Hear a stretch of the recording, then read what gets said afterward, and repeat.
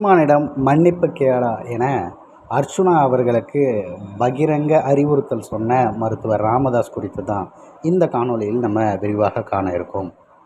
சமீபத்தில் சமூக வலைதளங்களில் அதிகமாக பேசப்பட்ட ஒரு விடயம்தான் ராமநாதன் அர்ச்சுனா அப்படிங்கிற நபர் இலங்கைக்கு சென்று, அதாவது சென்னை தமிழ்நாட்டில் இருந்துட்டு மீண்டும் இலங்கைக்கு சென்று அந்த இடத்துல என்னால் பொருட்களை கொண்டு வர முடியல, ஒருவேளை ஆயுதங்கள் கொண்டு வர வாய்ப்பு கிடைச்சிருந்தா உன்னை நான் சுற்றுப்பண்டா சீமான்னு சொல்லிட்டு அவ்வளவு திமிராக நக்கலாக ஒரு விஷயத்தை பதிவு பண்ணுறாரு. இதை பார்க்கக்கூடிய ஒவ்வொரு தமிழர்களுக்கும் அவர்கள் மனதுக்குள்ள ஒரு மனக்குமுறைகள் மிகுந்த கோபம் இருந்தது. அந்த வகையில் நிறைய பேர் அண்ணன் சீமான் அவர்களுக்கு ஆதரவாக பேசினாங்க. இப்போது இன்றைய தினம் மருத்துவர் ராமதாஸ் அவர்கள் ஒரு அறிக்கை வெளியிட்டிருக்காங்க. அதில் அவர் என்ன குறிப்பிட்டிருக்காருன்னா, நம்முடைய தொப்புள் கொடி உறவுகளான ஈழத் தமிழர்கள் தங்களின் அரசியல் உரிமை மற்றும் வாழ்வுரிமைக்காக 75 ஆண்டுகளுக்கும் மேலாக பேரிழப்புகளுடன் விடுதலை போராட்டத்தை நடத்தினார்கள்.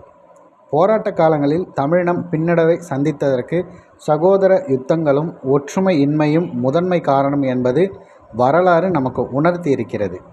இத்தகைய சூழலில் இலங்கை நாடாளுமன்ற உறுப்பினர் ராமநாதன் அர்ச்சுனா சமீபத்தில் நாம் தமிழர் கட்சியின் தலைமை ஒருங்கிணைப்பாளர் தம்பி சீமான் அவர்களை குறிவைத்து ஆயுதம் இருந்திருந்தால் சுட்டிருப்பேன் என பகிரங்கமாக கொலை மிரட்டல் விடுத்து தரைக்குறைவாக பேசியிருப்பதுங்கிறது சனநாயக மரபுகளுக்கு முற்றிலும் எதிரானது. தமிழ்நாட்டில் தமிழ் தேசிய அரசியல் வளர்வதை சகித்து கொள்ள முடியாத தீய சக்திகளின் ஏவலாளியாக செயல்பட்டு தமிழர் ஒற்றுமையை குலைக்க துடிக்கும் இந்த துரோக அரசியலை தமிழினம் ஒருபோதும் அனுமதிக்காது.